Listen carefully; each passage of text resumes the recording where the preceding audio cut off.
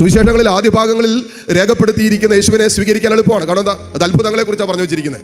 യേശുവിനോട് പൂർത്തീകരിക്കപ്പെട്ട അടയാളങ്ങൾ, അത്ഭുതങ്ങളൊക്കെ പറഞ്ഞിട്ട് സുവിശേഷങ്ങളുടെ ആദ്യ ഭാഗം പകുതി കഴിയുമ്പോഴാണ് അവന്റെ പീഡാസഹനത്തെക്കുറിച്ചും കുരിശുമരണത്തെക്കുറിച്ചൊക്കെ പ്രതിപാദിക്കുന്നത്.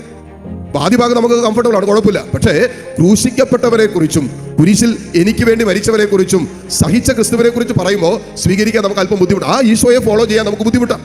നമ്മളും ഈശോയൊക്കെ ഫോളോ ചെയ്യും, അനുഗമിക്കും, മനസ്സിലാക്കാൻ ശ്രമിക്കും, അറിയാൻ ശ്രമിക്കും. പക്ഷേ കുരിശിൽ യേശുവിനെ കണ്ടുമുട്ടുമ്പോൾ ക്രൂശിതനായ കർത്താവിനെ സ്വീകരിക്കാൻ നമ്മൾ എത്രമാത്രം തയ്യാറാണെന്നുള്ളതാണ് യഥാർത്ഥ ജീവിതത്തിന്റെ, ക്രിസ്തീയ ജീവിതത്തിന്റെ വെല്ലുവിളി. ക്രൂശിതനായ കർത്താവിനെ കുരിശിൽ കണ്ടുമുട്ടുമ്പോൾ ആ ക്രൂശിതനായ കർത്താവിനെ സ്വീകരിക്കാനും അവരെ അനുഗമിക്കാനും തയ്യാറാണോ എന്നുള്ളതാണ് നമ്മുടെ മുമ്പിൽ വെക്കുന്ന വെല്ലുവിളി. അത്ഭുതങ്ങളുടെ രാജാവായ ക്രിസ്തുവിനെ അനുഗമിക്കാൻ എന്നും എക്കാലവും എളുപ്പമാണ്. പക്ഷേ ക്രൂശിക്കപ്പെട്ട ക്രിസ്തുവിന്റെ പിന്നാലെ പോകാനുള്ള ഒരു വിളിയാണ് ഓരോ ക്രിസ്ത്യാനിയും ജീവിതത്തിൽ ഏറ്റെടുത്തിരിക്കുന്നതും സ്വന്തമാക്കിയിരിക്കുന്നതും.